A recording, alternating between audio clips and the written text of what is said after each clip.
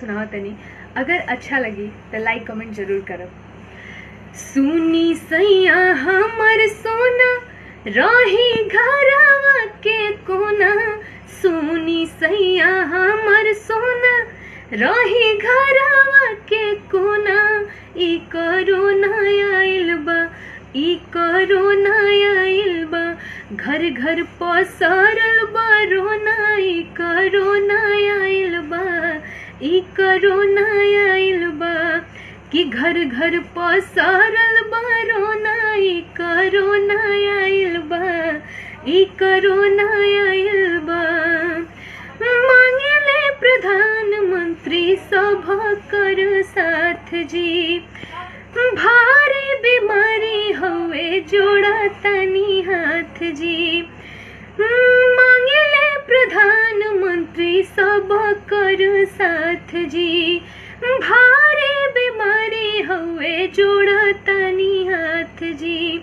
नइखे बीमारी कोनो एकरा से घिनौना, मुँह जरौना आइल बा, नइखे बीमारी कोनो एकरा से घिनौना, मुँह जरौना आइल बा, घर घर पसरल बा रोना, ई कोरोना आइल बा, ई कोरोना आइल बा। खांसी या सर्दी है एकर पहचान हो, कितना लोग धोई दिहले या चक्की में जान हो।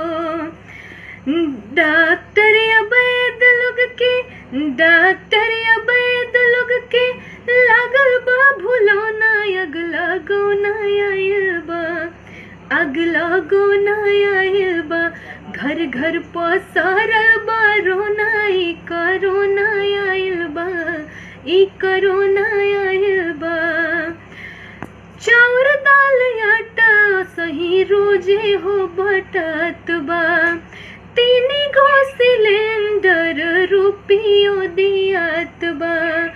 चाउर दाल आटा सही रोजे बटत बा, 3 गो सिलेंडर नगद रुपियो दियात बा।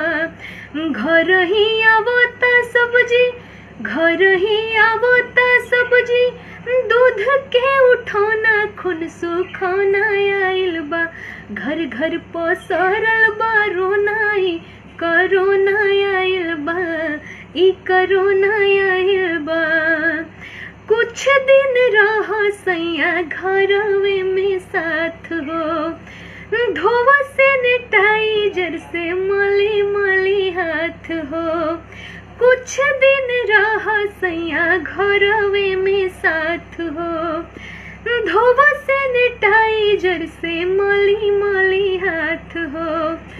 सपरे तो लगौले रहो, सपरे तो लगौले रहो, मुहावा पे दोना, होश उड़ौना आइल बा, होश उड़ौना आइल बा, घर घर पसरल बा रोना, ई कोरोना आइल बा, ई कोरोना आइल बा, घर घर पसरल बा रोना, ई कोरोना आइल बा, ई कोरोना आइल बा।